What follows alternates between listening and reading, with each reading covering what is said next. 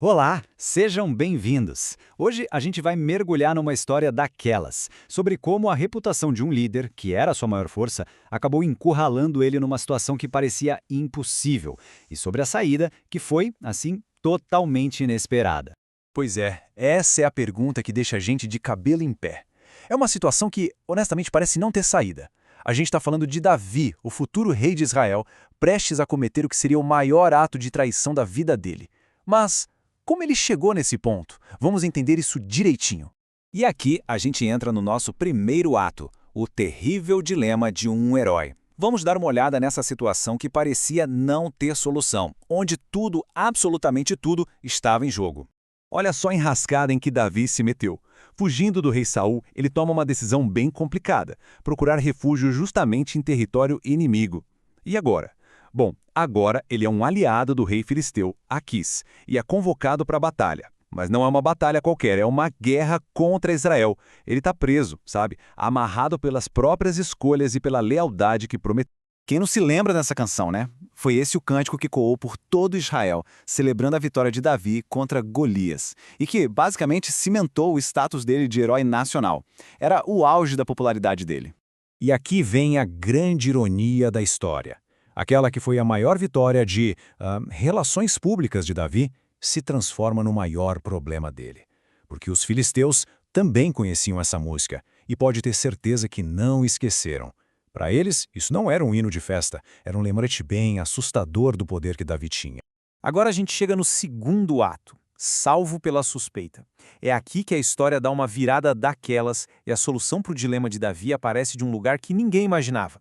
Dentro do comando filisteu, o clima era de puro conflito. De um lado, você tinha o rei Aquis, que confiava tanto em Davi a ponto de dizer que ele era como um anjo de Deus. Mas do outro lado, os outros príncipes só viam o campeão inimigo, o grande herói de Israel. Eles estavam apavorados com a ideia de que, no meio da batalha, Davi simplesmente se virasse contra eles. Os comentaristas que analisaram essa história chamam isso de livramento providencial. E o que é isso, basicamente? É quando uma porta de escape se abre de um jeito que ninguém poderia prever, ainda mais quando a pessoa se colocou no problema sozinha. A rejeição dos príncipes filisteus, que na hora deve ter parecido uma humilhação para o Davi, foi na verdade a salvação dele.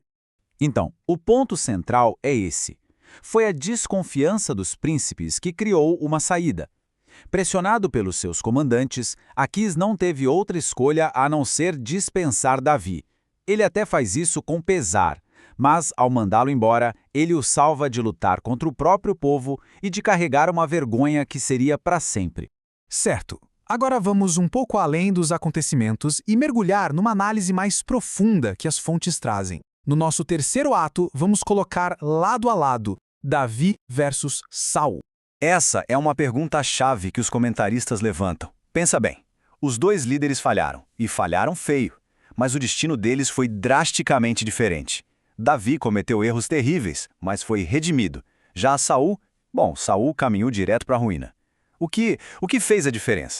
Esse quadro aqui resume muito bem a análise. Vamos ver a localização. Davi estava fisicamente no lugar errado, no meio dos pagãos. Saul, no lugar certo, em Israel. Mas olha só a reputação. Um rei pagão elogia a integridade de Davi, enquanto Saul, no meio do povo de Deus, se corrompia por dentro.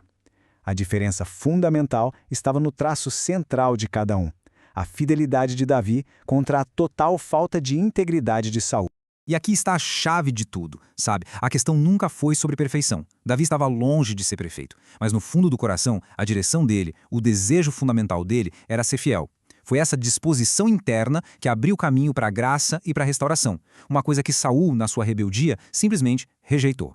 Vamos agora para nossa reta final, cicatrizes em vitórias, para a gente ver como essa história tão antiga oferece uma lição universal sobre falhas e sobre crescimento.